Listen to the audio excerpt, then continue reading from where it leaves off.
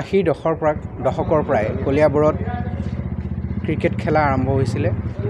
কেইজনমান স্কুলীয়া পৰ্যায়ৰ খেলুৱৈ কলিয়াবৰৰ বিভিন্ন প্ৰান্তত নিজে বেট বল বনাই খেলিবলৈ সাজু কৰা সেই সময়তে ভাৰতে বিশ্বকাপ ক্ৰিকেটত বিজয়ী হৈছিলে আৰু সেই আনন্দই সমগ্ৰ ভাৰতবৰ্ষৰ লগতে অসমতো ক্ৰিকেটৰ প্ৰতি এটা নতুন আগ্ৰহ আৰু এটা নতুন আন্দোলন আনিছিল। তেতিয়াৰ পৰাই ক্ৰিকেটত কলিয়াবৰৰ চৰ্চা আৰম্ভ হ'ল। পৰৱৰ্তী পৰ্যায়ত কলিয়াবৰ মহকুমা হওঁতে কলিয়াবৰ জিলা ক্ৰীড়া সন্থা গঠন হ'ল আৰু তেতিয়াৰ পৰা প্ৰায় 1996 চনৰ পৰা কলিয়াবৰে আন্তঃ ক্লাব ক্ৰিকেট প্ৰতিযোগিতা খেলি আহিছে বা অংশগ্ৰহণ কৰি আহিছে। তাৰ পৰৱৰ্তী পৰ্যায়ত 2000 চনৰ পৰা আজি 25 বছৰ ধৰি কলিয়াবৰ ক্ৰিকেটে অসম ক্ৰিকেট সন্থাৰ অধীনত আন্তঃ জিলা ক্ৰিকেট প্ৰতিযোগিতাত অংশগ্ৰহণ কৰি আহিছে।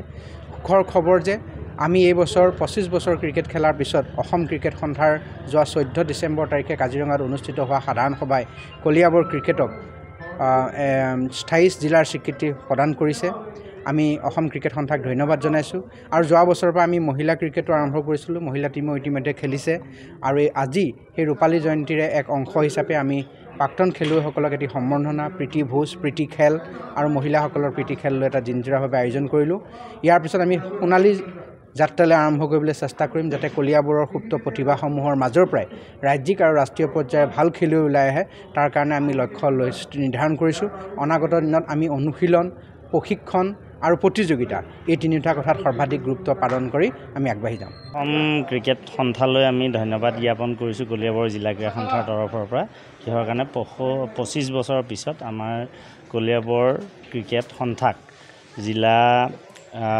জিলাৰ স্বীকৃতি, ক্ৰিকেট জিলাৰ স্বীকৃতি হিচাপে আমাক প্ৰদান কৰিলে। তাৰ কাৰণে আমি খুবেই সুখী আৰু এই মুহূৰ্ততে আমি আমাৰ কলিয়াবৰ ক্ৰিকেট সন্থাৰ সভাপতি তেওঁৰ প্ৰচেষ্টাত আজি ক্ৰিকেট ইমান দূৰ আগবাঢ়ি আছে, তেওঁকো আমি ধন্যবাদ জ্ঞাপন কৰিছোঁ।